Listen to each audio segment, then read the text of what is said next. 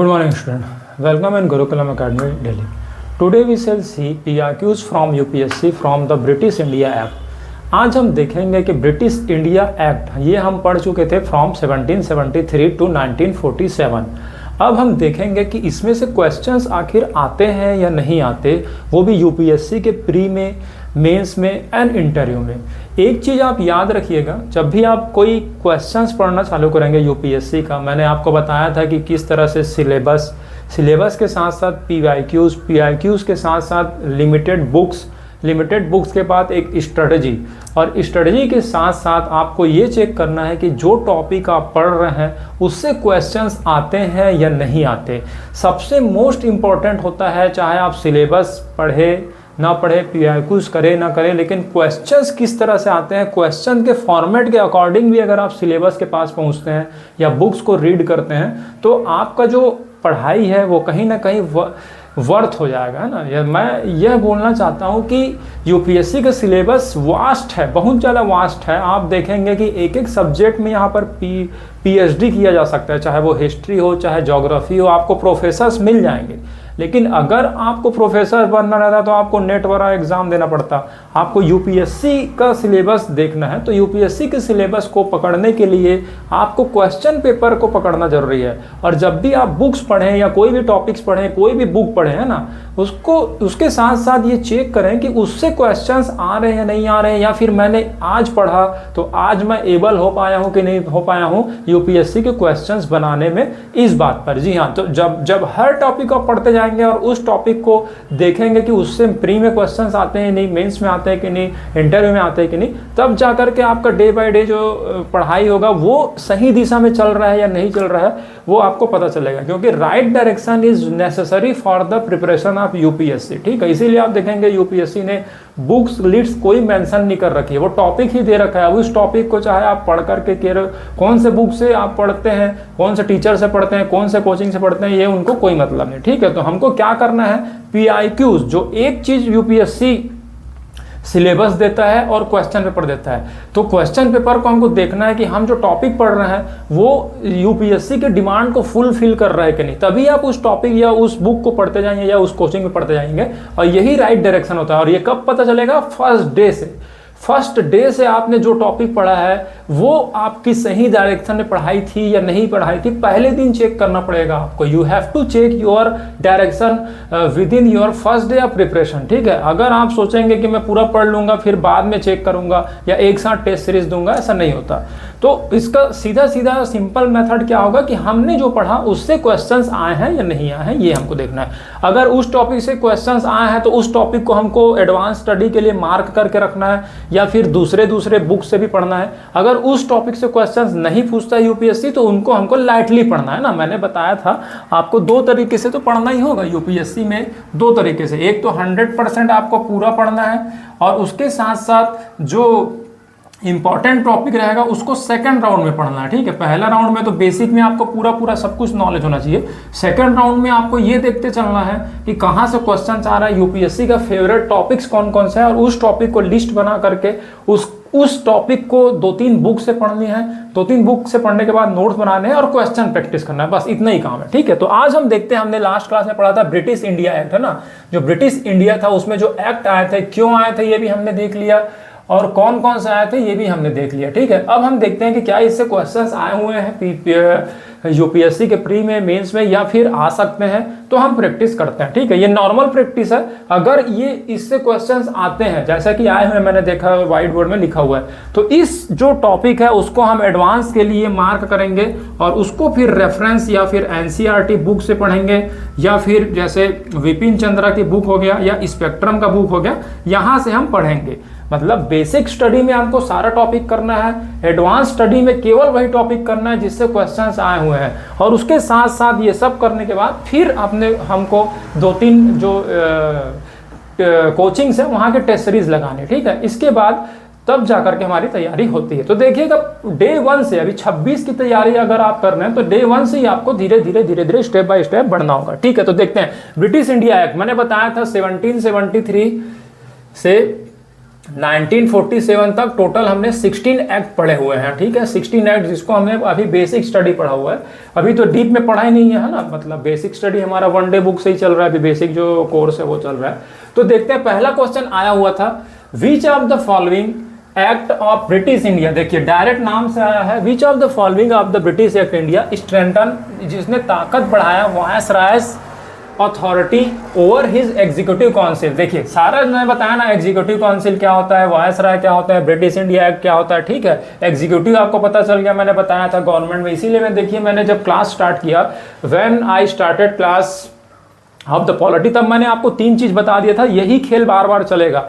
एक तो आपका legislative power, executive power and judiciary power, चाहे वो ब्रिटिश इंडिया हो, चाहे अभी मॉडर्न इंडिया हो, चाहे फ्री इंडिया हो, सब में 3 पावर का ही खेल चलता है ना। तो उसी से ही टर्मिनोलॉजी अगर सीख जाओगे तो क्वेश्चन तो आपको समझ आने लगेगा, यही है टर्मिनोलॉजी आपको सीखना पड़ेगा ना, तो आपको फिर पॉइंट टू पॉइंट क्वेश्चन समझ आने लगेगा। तो क्या बोल रहा है, which of the following act, इनमें से कौन सा act of British India strengthen, जिन्हें तो ताकत दिया या पावर बढ़ाया, of viceroy's authority over his executive council, उसके एग्जीक्यूटिव काउंसिल में बाई सब्स्टिट्यूटिंग पोर्टफोलियो, और सब्स्टिट्यूटिंग क्या हुआ था, पोर्टफोलियो, मैंने बताया था पोर्टफोलियो क्या होता है, और departmental system for corporate functioning, मतलब ये बोला जा रहा है कि इनमें से, चाहे आप देखिए Indian council act 1861, government of India 1858, Indian council act 1892 और Indian council act 1861।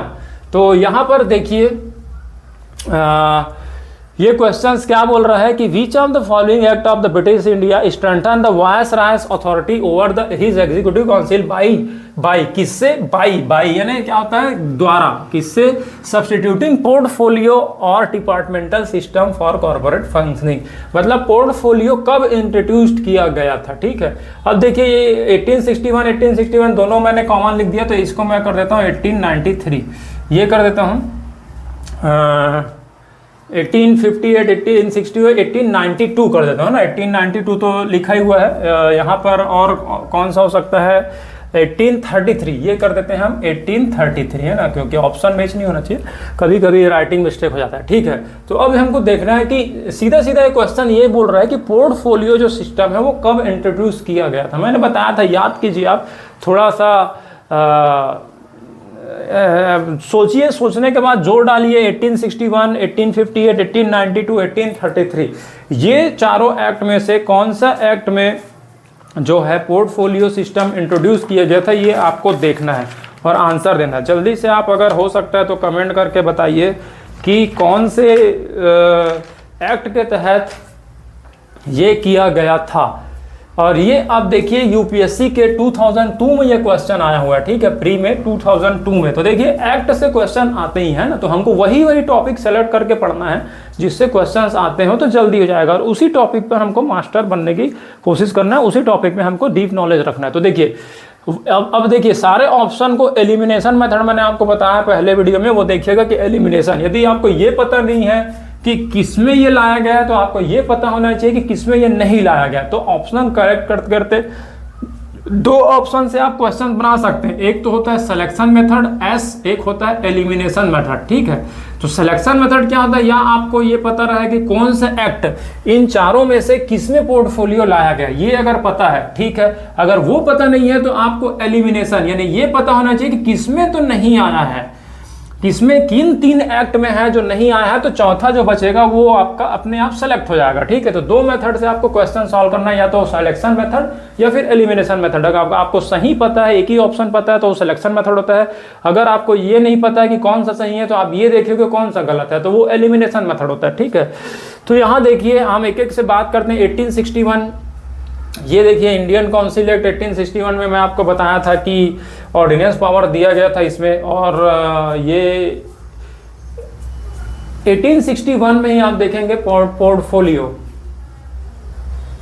Portfolio system जो डिपार्टमेंटल सिस्टम है वही यहाँ पर लाया गया था ना, तो हम बात किए थे।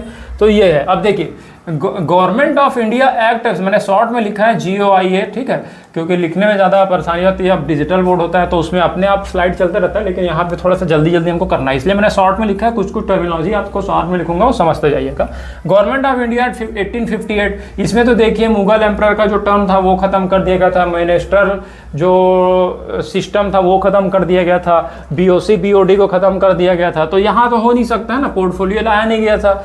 1892 में आप देखेंगे इनडायरेक्ट इलेक्शन हुआ था। 1892 में मैंने आपको बताया था इनडायरेक्ट इलेक्शन। 1833 में क्या हुआ था, वही क्या लॉ कमीशन बना हुआ था, ठीक है, लॉ कमीशन, लॉर्ड मैकाले, तो लॉ कमीशन ये बना हुआ था। तो देखिए 1861 में ही क्या हुआ था कि पोर्टफोलियो सिस्टम इंट्रोड्यूस किया गया था, ठीक है। तो ये देखिए ऑप्शन यहाँ पर कौन सा करेक्ट होगा, ए करेक्ट होगा। तो ये देखिए 2002 में आया था।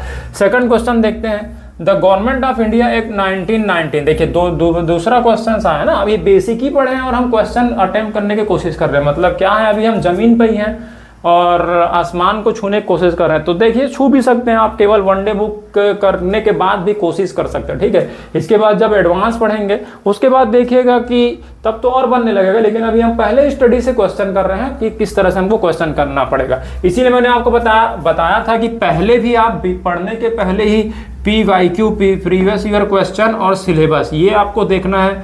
पढ़ते समय भी PYQs देखना है, पढ़ने के बाद भी PYQs देखना है और लास्ट में भी PYQs देखना है, क्योंकि सिलेबस आप देखेंगे, सिलेबस बहुत वास्ट है। बुक्स देखेंगे, बुक्स बहुत वास्ट है, कहाँ से बुक पढ़ना है, बहुत सारे बुक्स है मार्केट में। कोचिंग देखेंगे, बहुत सारे कोचिंग है, लेकिन ये सब मिल करके कौन से अपने PYQs हमको एबल बना रहे हैं जो हम प्री मेंस और इंटरव्यू का क्वेश्चन बना सके, वो सब आप पिक कर सकते हैं। अगर जरूरत है तो आप कीजिए, जरूरत नहीं है अगर आप खुद से कर सकते PYQs तो भी ठीक है, क्योंकि अल्टीमेटली आपका गोल जो है वो यही होगा कि आपको PYQ बनाना ही है ना। तो PYQ जब बनाएंगे वही मेन है, उसी के लिए आपको सिलेबस पढ़ना है, उसी के लिए आपको कोचिंग्स पढ़नी है या उसी के लिए आपको टेस्ट सीरीज करना है। तो वो सब देखते रहेंगे, डे 1 से ही आप कोशिश करते जाइए, ठीक है। सेकंड क्वेश्चन देखते हैं, the government of India act 1919। देखिए 1990 मैंने क्या बोला था, MC रिफॉर्म। 1019 बोला था मैं, मार्ली मिंटो रिफॉर्म, ठीक है। तो ये देखिए 1990 क्लियरली डिफाइंड। अब इसने बोला है डायरेक्ट कि 1990 ने किस चीज को डिफाइन कर दिया था।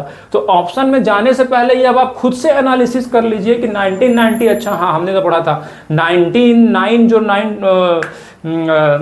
मार्ले मिंटो रिफॉर्म, तो उसमें देखेंगे कि आप कम्युनलिज्म को बढ़ावा दिया गया था, केवल अगर बोला जाए। 1919 में मैंने आपको बताया था बहुत सारा चीज़ हुआ था। सेंट्रल में देखेंगे 2 ऑफिस कर दिया गया था, एंड प्रोविंसेस में डायरकी सिस्टम कर दिया गया था, ठीक है। UPSC का इस्टेब्लिशमेंट किया गया था 1990 में, तभी ली कमीशन के रिकमेंडेशन पर। तो इस तरह से देखिए ऑप्शन में जाने से पहले खुद से क्लियर कर लेंगे तो जल्दी बनता है। अब ऑप्शन देखिए, the separation of power between the judiciary and the legislator. देखिए लेजिस्लेटर और उसके बीच में सेपरेट किया था क्या पावर को, देखते हैं पहले चारों देख लेते हैं, ठीक है। The jurisdiction of central and provincial government ये है, और थर्ड बोल रहा है the power of secretary of state of India and the viceroy ये बोल रहा है, and none of the above ये बोल रहा है, ठीक है। तो क्या बोल रहा है, 1990 का जो गवर्नमेंट ऑफ इंडिया एक्ट है इन चारों में से किसके डिफाइन करता है, separation of power between judiciary and legislature, the jurisdiction of the central and the provincial government, और the power of SSI and the viceroy and none of the above. एक एक पर डील करते हैं, ठीक है। ऑप्शन को सेलेक्ट करने से पहले आप एक बार ना चारों ऑप्शन को देख लीजिएगा, क्योंकि UPSC दगाबाज है। दगाबाज है मतलब वो ऑप्शन से खेलता है, आपको लगेगा यही सही है लेकिन दूसरा ऑप्शन सही रहता है। इसीलिए एक बार क्या है, हम चारों करने से पहले एक ही ऑप्शन लगता है सही है तो हम उसी में टिक कर देते हैं। ये गलती नहीं करना है, चारों ऑप्शन को कम से कम एटलीस्ट 1 टाइम तो रीड करना है। उसके बाद आपको डिसीजन लेना है कि which option you are going to choose the correct option, ठीक है। तो देखिए separation of power of between judiciary and legislature, इन दोनों का सेपरेशन किया था क्या 1990, जुडिशरी और उससे तो कोई नहीं आता, 1773 में बन गया था। और अगर कुछ होता तो 1935 में देखिए फेडरल कोड बना था ना, 1935 में फेडरल कोड बना था और 1773 में आपका सुप्रीम कोर्ट बना था। तो जुडिशरी एंड लेजिस्लेचर में तो कोई आ ही नहीं रहा, तो ये ऑप्शन तो आपका क्रॉस हो गया। The jurisdiction of the central and provincial government, देखिए jurisdiction of central and provincial government. अब यहाँ पर देखिए मैंने बताया था सेंट्रल में लेजिस्लेचर सेंट्रल के दो ऑफिस बांट दिया गया था ना, मैंने बताया था कि आपका legislature assembly and upper house lower house में बांट दिया गया था। तो यहाँ देखिए थोड़ा सा ज्यूरिडिक्शन को यहाँ पर लग रहा है ऑप्शन हो सकता है। और प्रोविंशियल गवर्नमेंट में भी देखिए डायरकी में बांट दिया गया था, कुछ आपका रिजर्व पावर था और कुछ आपका ट्रांसफर्ड पावर था। तो देखिए ज्यूरिडिक्शन कहीं ना कहीं इसमें चल रहा था, वो भी किसका बोल रहा है, प्रोविंशियल गवर्नमेंट का। तो ये ऑप्शन लग रहा है, देखते हैं अभी इसको रिव्यू में रखते हैं, ठीक है, मार्क एंड रिव्यू। थर्ड देखते हैं the power of secretary SSI and the viceroy. अब देखिए वायसराय वगैरह का तो कोई यहाँ पर जिक्र हुआ नहीं था 1919 में, तो ये भी ऑप्शन नहीं है। नन ऑफ द अबव ये हो सकता है या फिर ये हो सकता है, ठीक है। अब देखिए नन ऑफ द अबव भी हो सकता है क्योंकि ये पूरा को खत्म कर देगा। तो देखिए the जुडिशन of the central and provincial government, ये हो सकता है एक या फिर ये हो सकता है। आप बताइए कौन सा होगा। क्या सेंट्रल एंड प्रोविंशियल गवर्नमेंट का जुडिक्शन को डिफाइन किया गया था इन द 1990 एक्ट में या नहीं किया गया था। देखिए हमने पढ़ा है ना, तो उससे क्वेश्चंस आपको आने लगे हैं। बस यही स्ट्रेटेजी हमको पढ़ना है, चाहे प्री हो चाहे मेंस हो और इंटरव्यू हो, बस ऐसे ही पढ़ते जाना है धीरे धीरे और कोशिश करनी, बाकी लक के ऊपर है। तो देखिए यहाँ पर आंसर कौन सा हो सकता है बताइए, ए बी सी और डी। ए और सी तो हमने पहले एलिमिनेट कर दिया है, खेल चल रहा है बी में या डी में, नन ऑफ द अबव या फिर बी। तो यहाँ पर सही आंसर आएगा बी, ठीक है। बी क्यों आएगा, jurisdiction of the central and the provincial government, क्योंकि डायरेक्टली लाया गया था प्रोविंशियल गवर्नमेंट में और सेंट्रल गवर्नमेंट में, दो भाग में बांट दिया गया था। इंटरमीडिएटली अगर इसके जुरिडिक्शन में ही कहीं ना कहीं चेंज किया गया था और उसको डिफाइन किया गया था कि हाँ ये जो सेंट्रल गवर्नमेंट है लेजिस्लेचर कैसे बनाएगी, किस तरह से बनाएगी, और प्रोविंशियल गवर्नमेंट है उसमें भी डायरेक्टली ला गया था, वो भी उसके सब्जेक्ट को, जो एडमिनिस्ट्रेशन का सब्जेक्ट है, दो पार्ट में डिवाइड कर दिया गया था। ये मामला को ये देखेगा, ये मामला को ये देखेगा, ठीक है। और सुप्रीम कोर्ट उस समय केवल हाई फाई केस सुनता था, तो जुरिडिक्शन आप देखेंगे कि इन्हीं के हाथ में रहता था। तो the correct answer is option number B, ठीक है। अब देखते हैं कुछ नेक्स्ट क्वेश्चन नंबर थर्ड देखते हैं, जो ब्रिटिश इंडिया एक्ट है उसी में से। देखिए which of the following led to the introduction of English education in India. देखिए क्या बोल रहा है कि इनमें से कौन सा led to the introduction of English education. English education जो है कब से किन जो रीजन है उसके वजह से लाया गया था। देखिए पहला है चार्टर एक्ट ऑफ 1813, दूसरा है general committee of public instruction 1823 और ओरिएंटलिस्ट एंड एंग्लिस्ट कंट्रोवर्सी, ठीक है। ओरिएंटलिस्ट एंड एंग्लिस्ट कंट्रोवर्सी, ये तीन जो है, तीन रीजन है। अब ये बोल रहा है select the correct answer using the code given below. ये कोड दिया गया है A and 2 only, 1 and 3 and 1 2 3 only. UPSC 2018 का क्वेश्चन है। देखिए अभी हमने एक्ट के बारे में इतना डीप में नहीं पढ़ा है कि इंग्लिश एजुकेशन सिस्टम, थोड़ा सा हमारा मॉडर्न इंडिया भी बचा हुआ है पढ़ने का, ठीक है। मॉडर्न इंडिया से भी कुछ हमको स्ट्रेंथन मिलेगा।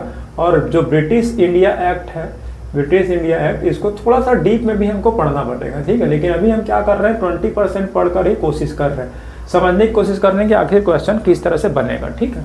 तो यहाँ पर देखिए सबसे पहला बोला गया चार्टर एक्ट ऑफ 1830। 1813 में हमने देखिए एक ही चीज़ पढ़ा हुआ है कि वहाँ पर ट्रेड मोनोपोली थी जो EIC की, वो ख़त्म कर दी गई थी, ठीक है। उसके बारे में और कुछ डीप नॉलेज नहीं पढ़ा है, तो ऑब्वियस सी बात है इसको हमको रेफरेंस बुक में पढ़ना पड़ेगा। लेकिन एटलीस्ट रेफरेंस बुक जब हम पढ़ने जाएंगे, जब हम एक नए वर्ल्ड में जाएंगे रेफरेंस बुक के, तो हमको पता रहेगा कि किस टॉपिक पर हमको ज़्यादा फोकस करना है और किस टॉपिक को हमको छोड़ते चलना है। क्योंकि रेफरेंस बुक है ना, रेफरेंस बुक, इसको भी पढ़ने का एक कला होता है, सारे टॉपिक्स को नहीं पढ़ना है।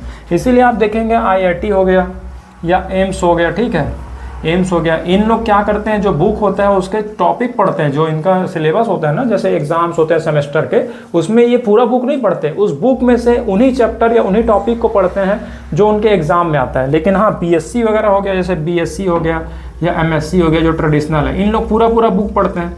तो अब क्या हुआ, इसीलिए आप देखेंगे IIT या एम्स वाले लोग का जल्दी सिलेक्शन क्यों हो जाता है, क्योंकि जो उनका स्टडी पैटर्न है वो UPSC के पैटर्न से मैच कर जाता है, ठीक है। और BSc MSc का थोड़ा अलग हो जाता है।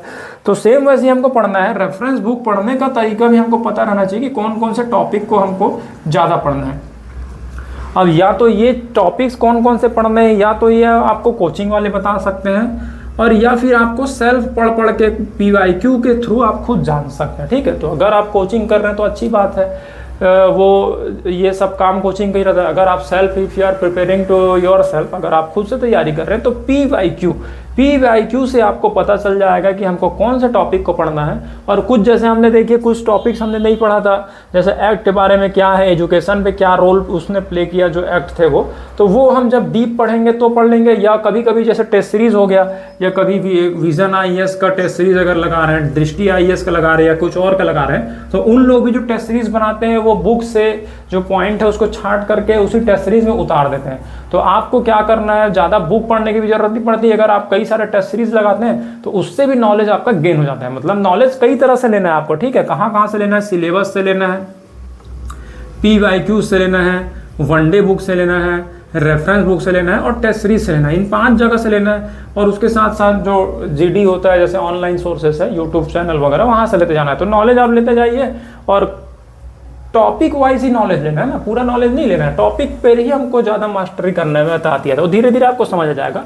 तो which of the following led to the introduction of English education in India. India में इंग्लिश एजुकेशन के लिए कौन कौन से फैक्टर जो है रिस्पॉन्सिबल थे। Charter act of 1830, general committee of public instruction 1823, orientalist and English controversy, ठीक है। तो ये तीनों जो है यहाँ पर हमने इसको बताया नहीं, इसलिए मैं आपको बता देता हूँ कि ऑप्शन आ जाएगा यहाँ पर D तीनों।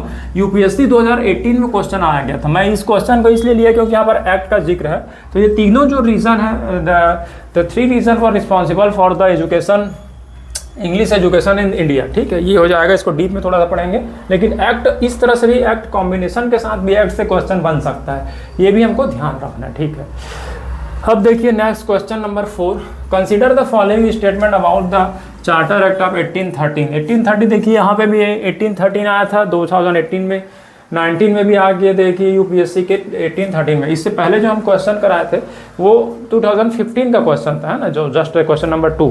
अभी क्वेश्चन नंबर 4 पे करते हैं। किससे बात करना हमको, चार्टर एक्ट ऑफ 1830, 1813 का चार्टर एक्ट। पहला ऑप्शन बोल रहा है इट यानी इसने, एंडेड यानी खत्म कर दिया था the trade monopoly of EIC, East India Company का trade monopoly in India except for trade in tea and trade with China. तो 1813 को जो मैं अभी बताया ना, मोनोपोली देखिए वही आ गया, इंडिया एक्सेप्ट ट्रेड टी, केवल चाय का जो है व्यापार कर सकते थे EIC वाले इंडिया में 1813 के बाद, और चाइना के साथ कर सकते थे। तो ये स्टेटमेंट तो करेक्ट है, हमको पता ही है, ठीक है। दूसरा, it asserted the sovereignty of the British crown.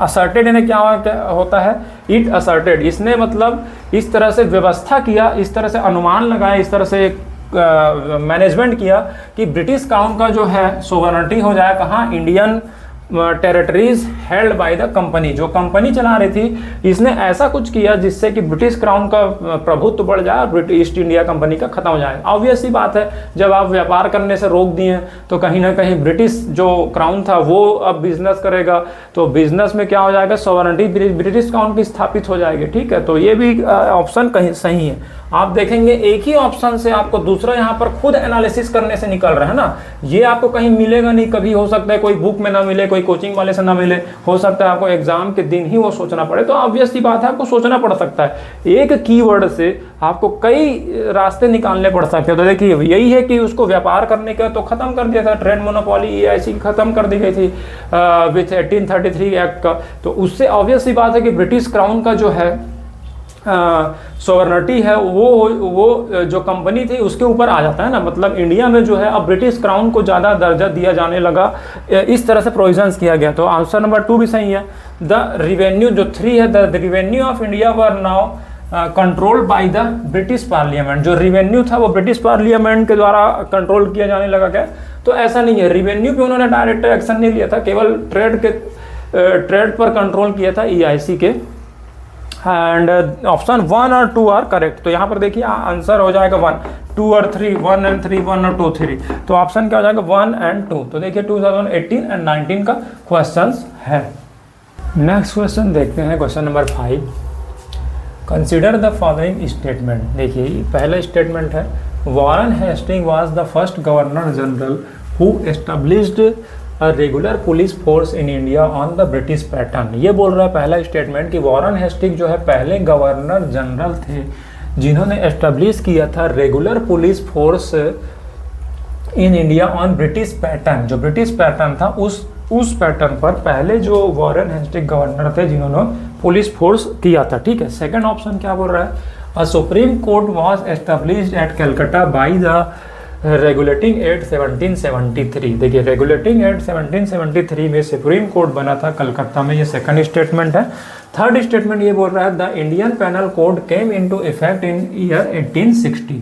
ठीक है 1860, ये तीन का स्टेटमेंट को आपको देखना है, उसके साथ साथ आपको कंसिडर करना है। अब ऑप्शन क्या बोल रहा है, which of the statement given above are correct. देखिए कभी कभी यहाँ पर इनकरेक्ट भी आ जाता है, कभी कभी करेक्ट भी आता है, तो ये ऑप्शन को ना पूरा पढ़ना है। मैंने बताया ना सब्र रखना है। यूपीएससी दगाबाज है, मैंने बोला था कभी भी वो आपको कहीं भी किसी भी पॉइंट पे वीक कर सकता है, तो आपको सारे जो पॉइंट है उसको अच्छे से पढ़ना है। ठीक है, अब देखिए ऑप्शन देख लिए 1 and 2, 2 and 3, 1 and 3, 1, 2, 3। यूपीएससी ये 2021 का क्वेश्चन है, ठीक है, प्री का। तो इस तरह से देखिए एक्ट से क्वेश्चन आ तो रहे हैं, अब किस फॉर्म में आएंगे, डायरेक्टली आएंगे, इनडायरेक्टली आएंगे, ये यूपीएससी पे डिपेंड करता है, लेकिन हमको एक्ट को अच्छे से पढ़ करके रखना है। ठीक है, तो अभी होमवर्क क्या रहेगा, अभी हमने बेसिक पढ़ लिया है एक्ट में, आपको एडवांस अभी पढ़ कर रखना है। इससे रिलेटेड एनसीईआरटी पढ़ लो, ठीक है, विपिन चंद्रा पढ़ लेना है, अगर स्पेक्ट्रम में मिलता है तो वो पढ़ के रखना है। जब हम एडवांस पढ़ेंगे तो ये तीनों बुक का कोशिश करेंगे, लेकिन अभी हमारी बेसिक चल रही है, लेकिन आपको जल्दी करना है। अगर आप फुल टाइम दे रहे हैं तो आप एडवांस भी पढ़ सकते हैं। ठीक है, क्वेश्चंस देखते हैं। Warren Hasting was the first governor general. अब देखिए वारेन हेस्टिंग के बारे में हमने पढ़ा है, लेकिन ज़्यादा नहीं पढ़ा है क्योंकि अभी हमारा मॉडर्न इंडिया बचा हुआ है। ठीक है, उसके साथ साथ अभी देखिए कि वारेन हेस्टिंग के बारे में आप ज़्यादा हर एक गवर्नर के रोल को हमको पढ़ना है इन द मॉडर्न इंडिया, लेकिन फिर भी हम एनालिसिस करने की कोशिश करेंगे जितना हमने पढ़ा है उसमें से। ठीक है, कि कौन सा हो सकता है, तो ऑप्शन आप बताइए कौन सा करेक्ट हो सकता है। आप थोड़ा सा ऑप्शन बताने की कोशिश कीजिए कि क्या हो सकता है। ठीक है, तो यहाँ पर देखिए ऑप्शन नंबर 2 तो कोई भी बता सकता है करेक्ट है, क्योंकि मैंने बताया था 1773 में रेगुलेट किया था। रेगुलेट कहाँ से किया था, सुप्रीम कोर्ट में वो बना करके कलकत्ता में। ठीक है, और ये याद रखिएगा 1935 में फेडरल कोड बना था, फेडरल कोड। तो 2 कोड तो याद ही रखना, 1773 ये ऑप्शन सही है। द इंडियन पेनल कोड ये भी आपको पता ही होगा, जो आजकल बीएनएस कर दिया गया है ना, वो पहले 1860 से ही चला आ रहा था। आईपीसी बोलते हैं जिसको, इंडियन पेनल कोड 1860, तो ये भी करेक्ट है। मतलब ऑप्शन नंबर 3 करेक्ट है एंड 2 करेक्ट है। 1 के बारे में आप देखिए Warren Hasting police manual police के बारे में कौन किया था, तो ये हमको याद रख रहा है कि लॉर्ड कर्जन ने किया था ना। अलग अलग चीज़ का अलग अलग है, लॉर्ड मैकाले एजुकेशन के लिए था, वैसे लॉर्ड कर्जन से पुलिस जो पैटर्न था वो लाए थे। तो ये ऑप्शन नंबर 1 तो इनकरेक्ट है। अब ये देख लीजिए 2 और 3 वाला कौन सा है, ऑप्शन बी। तो बी ऑप्शन जो हमारा करेक्ट हो जाएगा। तो इस तरह से देखिए 5 क्वेश्चन हमने देखा जो यूपीएससी फ्री में आए हुए हैं ना, मतलब किससे, ब्रिटिश इंडिया एक्ट से, जो हमने अभी पढ़ा है पॉलिटी का पहला क्लास बोल सकते हैं इसको, वहाँ से क्वेश्चंस आने लगे हैं। इसी को ही हमको डीप में स्टडी करना है रेफरेंस बुक में, तो टॉपिक फिक्स रहेगा। ऐसी हमारी सीरीज चलते जाएगी। हमारी ये कोशिश रहेगी हम उन्हीं टॉपिक को पढ़ाने की कोशिश करें जिससे क्वेश्चंस आए हुए हैं। आपका होमवर्क ये रहेगा कि आप बेसिक के साथ साथ एडवांस भी करने की कोशिश करें और टेस्ट सीरीज लगा देना। इस तरह से हमारी जर्नी चलती रहेगी। आराम से हम कोशिश करेंगे यूपीएससी 26 को क्लियर करने का। ठीक है, कुछ स्टूडेंट किए भी है, मैंने बताया था, अनफॉर्चुनेटली अभी 2025 में उनका सिलेक्शन नहीं हो पाया एंड 2022 में भी प्री क्लियर कर रहे हैं। तो अभी हम क्या है कि जब आप इफ़ यू आर प्रिपेयरिंग, जब आप प्रिपेयर करते हैं या फिर जब टीच करते हैं, तो यूपीएससी क्या होता है कि यूपीएससी और एक कदम आगे बढ़ जाता है। जब हम पूरी तैयारी करवा के स्टूडेंट्स को देते हैं तो कहीं ना कहीं क्वेश्चंस में कुछ एडवांस आ जाता है। तो हमारी भी कोशिश रहेगी और स्टूडेंट की भी कोशिश रहेगी, और कभी ना कभी हम आपको आपके मंजिल तक पहुंचाने की कोशिश करेंगे। ठीक है, उसमें हम भी लगे हैं, आपको भी कोशिश करना है और फिर हमको इंडिया को सर्व करना है। ठीक है, तो अभी हमारी भी कोशिश चल रही है। कोई फाइनल रिजल्ट आएगा तो आपके सामने बताएंगे भी। इनडायरेक्टली तो बहुत सारे रिजल्ट आते रहते हैं, लेकिन हम चाहते हैं कि डायरेक्टली कोई सेलेक्ट हो और फिर अपना कंट्री की सर्विस करे। ठीक है, तो यहाँ पर देखिए प्री का क्वेश्चन देख लिया। अब हम देखेंगे मेंस का क्वेश्चन कि मेंस में भी क्या क्वेश्चंस आए हैं। फिर इंटरव्यू में तो क्वेश्चंस देखिए, इंटरव्यू में कुछ भी पूछा सकता है, तो हम अपने तरफ से बना के कोशिश करेंगे कि किस तरह से क्वेश्चन जो है इससे टॉपिक बन सकता है, वो भी हम देखते हैं। तो पहले देखते हैं मेंस के क्वेश्चंस।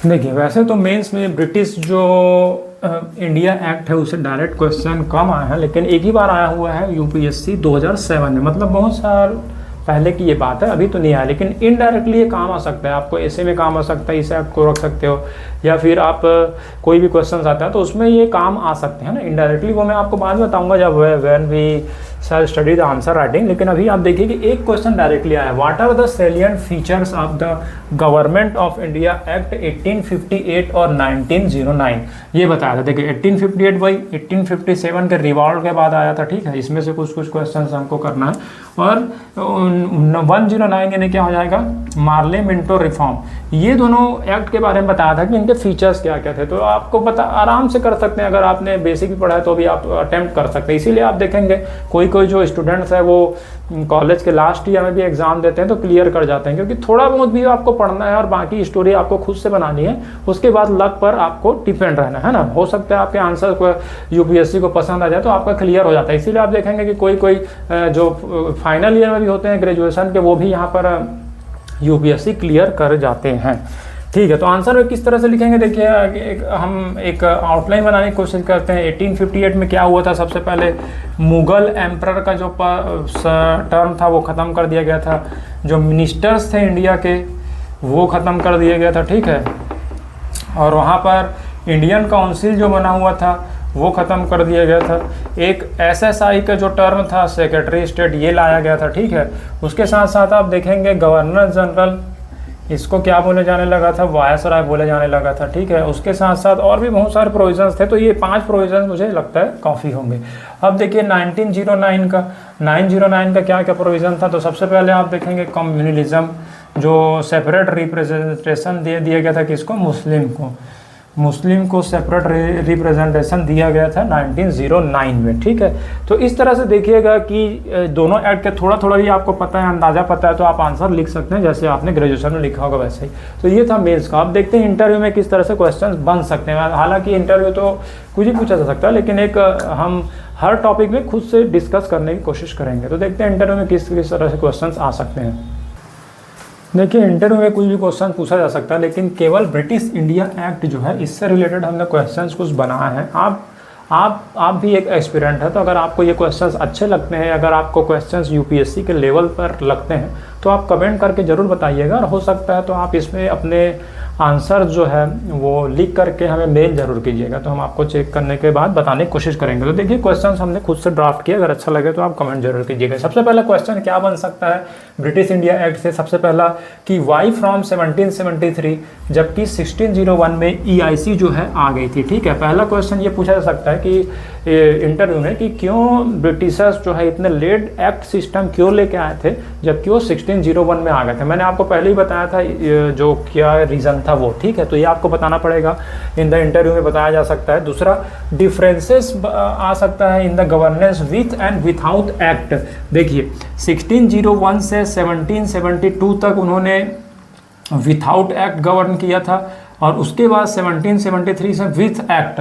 तो क्या डिफरेंस रहा ये भी आपको खुद से बताना पड़ सकता है ना। ऐसे ही क्वेश्चंस आते हैं जो आपको बुक में नहीं मिलेंगे, वो क्वेश्चन तो आपको थोड़ा बहुत, अगर आपको एक्ट के बारे में पता है और थोड़ा बहुत आपको मॉडर्न इंडिया पता है, तो आप खुद से आंसर ड्राफ्ट कर सकते हैं। और यही पढ़ाई होता है यूपीएससी का कि उस एस्पिरेंट को आप रटाओ मत, क्या करो, उसको अपने पैर पे खड़ा कर दो ताकि वो खुद से एनालिसिस करके कोई भी क्वेश्चंस को डील कर सके, ठीक है। जैसे आप डॉक्टर होता है, MBBS हो गया, उसको 5 साल में कुछ पढ़ाई पढ़ा देते हैं, लेकिन अब ये नहीं बताते कि हमने यही बीमारियों के बारे में बताया आपको ट्रीट करना है। हो सकता है नई नई कंडीशंस आ जाए, नई नई सिचुएशंस आ जाए, तो उसको डील कर सकते हैं। इसीलिए आपने देखा होगा MBBS वाले भी इसमें सेलेक्ट हो जाते हैं, क्योंकि ऐसा उस तरह से पढ़ते हैं। यूपीएससी में भी क्या है, क्वेश्चंस बुक से नहीं आएंगे, कहीं से भी क्वेश्चन आ सकते हैं, ये आपको एबल होना पड़ेगा, ठीक है। वही कोचिंग का काम रहता है कि एस्पिरेंट को उसको इस एबल बना दे कि वो खुद जवाब दे सके, ठीक है, ना कि वो अपने आंसर्स उन पर बताते रहे, ठीक है। तो आप देखेंगे कोई भी कोचिंग अगर अपना नोट्स निकालता है या कोई कोचिंग वाला क्लासरूम मटेरियल निकालता है, वो सब काम तो आता ही है कुछ हद तक, लेकिन आपको अपना ऐड करना ही पड़ेगा, चाहे आप कहीं भी चले जाए, ठीक है। तो आप ये बात याद रखिए कि कोचिंग कुछ % ही आपको हेल्प करेंगे, बाकी आपको you have to put your self opinion, ठीक है। तो यहाँ पर देखिए ये भी क्वेश्चन बन सकता है, डिफरेंस बताइए governance with and without act क्या रहा था, ठीक है। क्वेश्चन नंबर 3 देखिए, डिड एक्ट जो है strengthen British government in India, क्या एक्ट लाने से ब्रिटिश जो गवर्नमेंट था उसको स्ट्रेंथन मिला था, पावर मिला था, बूस्टअप मिला था इंडिया में, ये भी क्वेश्चन आ सकता है, पूछा जा सकता है। एंड विच इज़ बेटर, कौन सा बेटर है, एक्ट सिस्टम जो है वो बेटर है या एडवाइजरी सिस्टम। ठीक है, गवर्नमेंट क्या है 1773 के पहले एडवाइजरी जारी करती थी कि ये करना चाहिए, नहीं करना चाहिए, फिर एक्ट लाना चालू किया। तो आप बताइएगा कौन सा सिस्टम अच्छा रहा गवर्नमेंट के लिए या कौन सा सिस्टम अच्छा हो सकता है। क्वेश्चन नंबर 5 देखिए, was it beneficial with act, मतलब क्या ब्रिटिश को फ़ायदा मिला। अगर कंक्लूजन में देखें तो एक्ट जो जारी किया जाने लगा 1773 से 1947 तक, तो यह आपको अपने तरफ से नहीं, कुछ अपना ऐड करना है और कुछ आपको रेफरेंस लेना ही लेना है। ठीक है, तो इसके आंसर आप कमेंट या तो कमेंट कर सकते हैं शॉर्ट, या फिर लिख करके मेल कर सकते हैं, तो हम आपको कुछ एनालिसिस करने की कोशिश करेंगे। तो ये रहा ब्रिटिश इंडिया एक्ट और उसके साथ साथ PYQs। नेक्स्ट क्लास से हम देखेंगे कॉन्स्टिट्यूंट असेंबली की संविधान सभा, और उसके साथ देखेंगे क्या उससे क्वेश्चंस आए हुए प्री में, क्या उससे क्वेश्चन आए मेंस में, क्या उससे क्वेश्चंस आए इंटरव्यू में। तो यही हमारी सीरीज रहेगी। सबसे पहले एक टॉपिक पढ़ेंगे, नेक्स्ट क्लास में उसके PYQs देखेंगे, फिर टॉपिक पढ़ेंगे, फिर PYQs देखेंगे। ऐसी सीरीज चलते रहेगी। फिर जब पूरा हो जाएगा, जैसे पॉलिटी का कुछ पोर्शन हो जाएगा, फिर हम पूरा रिवाइज करेंगे, फिर पूरे पॉलिटी को रिवाइज करेंगे। इस तरह से जो सीक्वेंस है वो चलते रहेगा, एक subject, 2 subject, 3 subject, 4 subject, 5 subject, फिर पूरा रिवीजन, फिर ये, तो ये सीक्वेंस चलता रहेगा और उसके बाद हम प्रीलिम्स में अपीयर होंगे। तब तक तैयारी करते रहिए। Thank you.